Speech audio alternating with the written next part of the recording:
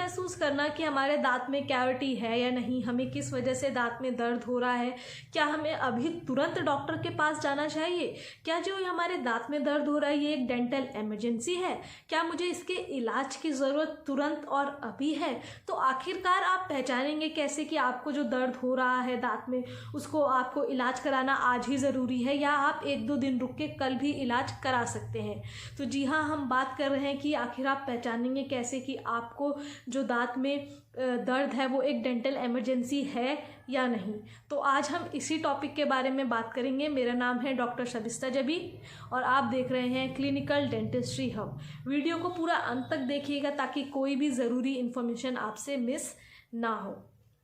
तो आखिर आप पहचानेंगे कैसे कि आपको जो दांत में दर्द है ये एक डेंटल इमरजेंसी है या नहीं, क्या आप कुछ समय तक रुक कर इसका इलाज करवा सकते हैं या नहीं। क्योंकि कभी कभी बताना बहुत ज़्यादा मुश्किल हो जाता है कि आपको इमीडिएट दांतों के इलाज मतलब तुरंत दांतों के इलाज की ज़रूरत है या फिर आप थोड़ा वेट करके अपने दांत का इलाज करा सकते हैं।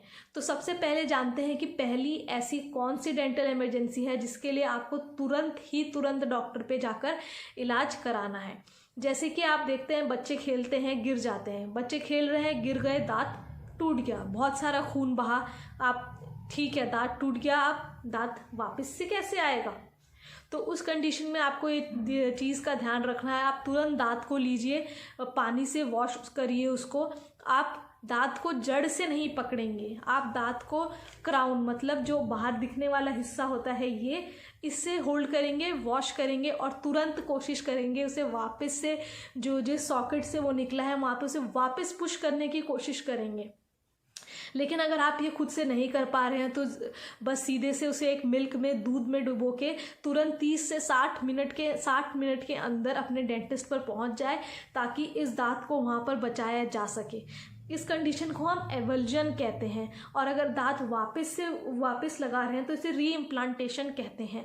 इसका मतलब दांत को वापस से सॉकेट में पुश करना और वहाँ पर डॉक्टर एक तार बांध देंगे उतने ही एरिया में ताकि वो दांत वहाँ पर जाकर फिक्स हो जाए। फिर बाद में उसका रूट कैनाल करके आपको इससे छुटकारा मिलेगा। पर इसका मतलब ये नहीं है कि आपका आज दांत टूटा और आप 3 दिन बाद वो दांत लेके डॉक्टर साहब पे जा रहे हैं कि डॉक्टर साहब खून तो बहुत बह रहा था, हमने वहाँ से टाँका लगा लिया, अब सोचा कि दांत का इलाज करा लेते हैं। ये गलत है, आपको तुरंत ही जाना होगा अपने डॉक्टर के पास। जैसे अभी खेलते खेलते टूटा, जितना हो सके 30 मिनट के अंदर फट से अपने डॉक्टर पे पहुँच के और इलाज करवा लिया। सेकेंड डेंटल इमरजेंसी है टूथ इंट्रूजन, मतलब दांत का सॉकेट में अंदर तक पुश हो जाना। मतलब इतना अंदर पुश हो गया, इससे क्या होता है जो हमारे दांत को जोड़ के रखती हैं नसें और पीडियल फाइबर्स, जैसे कि आप इस इमेज में देख सकते हैं, वो डैमेज हो जाते हैं दांत अंदर लगने की वजह से। वो डैमेज होएंगे तो उसकी वजह से जो हमारे दांतों को खून पहुंच रहा है, जिस वजह से हमारा दांत जिंदा है, जिसको हम nerve supply of the tooth कहते हैं, वो डिस्टर्ब हो जाता है। डिस्टर्ब हो जाएगा तो जो हमारे टूथ का पल्प है वो उसको अच्छे से खून नहीं मिलेगा। तो शरीर का कोई भी ऐसा हिस्सा जिससे खून ना मिले वो डेड हो जाता है। ऐसे ही हमारा टूथ है वो डेड हो जाता है, जिसे हम कहते हैं पल्प नेक्रोसिस। दैट मीन्स तो हमारा टूथ वापस से सही कैसे होगा, हमें तुरंत डॉक्टर पे जाके वहाँ पर उसका ट्रीटमेंट कराना है। रूट कैनाल होगा, दांत को थोड़ा सा बाहर ला के वहाँ पे स्प्लिंट मतलब एक तार बांध दी जाएगी आजू बाजू के दांत का सपोर्ट लेकर। थर्ड डेंटल इमरजेंसी है टूथ एब्सेस, मतलब जैसे कि आपके दांत में कीड़ा लगा आपके दांत की नस तक पहुंचा, नस से इन्फेक्शन हुआ और वो जड़ के ऊपर गया और वहाँ पर इतना ज़्यादा मवाद जम गया, इतना ज़्यादा पस बन गया, इतना प्रेशर हो गया कि इतनी स्वेलिंग हो गई। उस कंडीशन में आपको तुरंत डॉक्टर के पास जाना है, क्योंकि वो स्वेलिंग से छुटकारा तभी मिलेगा जब वो पस बाहर आएगा, वो पस रिलीज होगा। ऐसा नहीं है कि आप खुद से दवाई खा रहे हैं कि हमारा पस सूख जाएगा तो ठीक हो जाएगा। पस दवाई मदद तो करेगी, पर जब तक आपका वो प्रेशर रिलीज नहीं होगा पस की वजह से, आपको आराम नहीं पड़ेगा। तो आपको तुरंत अपने डेंटिस्ट पे जाना है, वहाँ का रूट कैनाल करके, जिसे हम रूट ओपनिंग एक्सेस ओपनिंग कहते हैं, वो करवा के रूट कैनाल ट्रीटमेंट स्टार्ट करवा के उस प्रेशर से जैसे ही आपको छुटकारा मिलेगा, आपकी स्वेलिंग वगैरह जो है वो कम हो जाएंगी। फिर आपके दवाई का कोर्स, एंटीबायोटिक कोर्स चलेगा, वो आपको प्रॉपर लेना होगा। अब कई कंडीशन में जो चौथा रीज़न है वो है अनएक्सप्लेन्ड सीवियर टूथेक।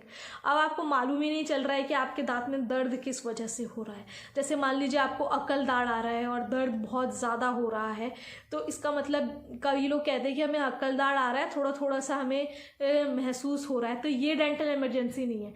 लेकिन इतना दर्द हो जाए कि आपको वहाँ पे स्वेलिंग आ जाए, दांत जो आपका गाल है, मसूड़ है, उसमें चबाने के निशान इतने पड़ गए कि आप खा रहे हैं तो भी आपका गाल चब रहा है खाते वक्त, तो उस कंडीशन में आप जाएं।